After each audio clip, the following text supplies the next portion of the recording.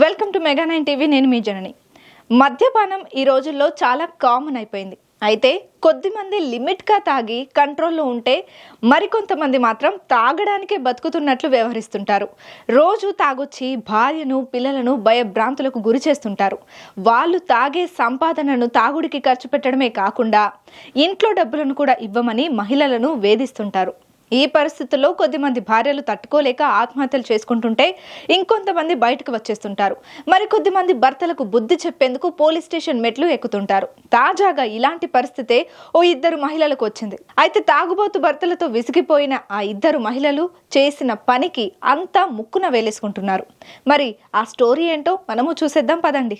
తాగుబోతు భర్తలతో విసిగి వేసారిన ఇద్దరు మహిళలు వారి భర్తలను వదిలేసి పెళ్లి చేసుకున్నారు. ఈ వింతైన సంఘటన ఉత్తరప్రదేశ్ లో చోటు చేసుకుంది. కవిత, గుంజా అనే ఇద్దరు మహిళలు ఇన్స్టాగ్రామ్ లో కలుసుకున్నారు. కొద్ది కాలంలోనే వీరిద్దరి మధ్య మంచి స్నేహం ఏర్పడింది.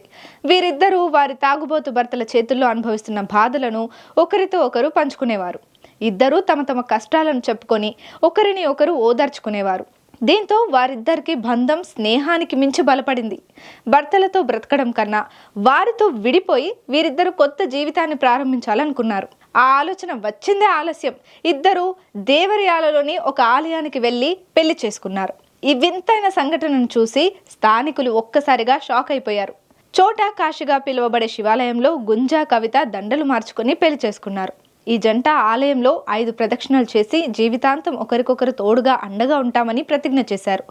ఇక ఆ ఆలయ పూజారి ఉమాశంకర్ పాండే ఈ మహిళల వివాహాన్ని నిర్ధారించారు. తాగుబోతు భర్తలు పెట్టే చిత్రహింసలతో తాము విసిగిపోయినట్లు మహిళలు చెప్తున్నారు. ఈ పెళ్లితో తమ జీవితాల్లో ప్రేమ, శాంతి వస్తాయని ఆశపడుతున్నారు. గోరఖ్పూర్లో ఒక గదిని అద్దెకు తీసుకొని కొత్త జీవితాన్ని ప్రారంభించాలని చూస్తున్నట్లు ఆ జంట చెప్పుకొచ్చింది.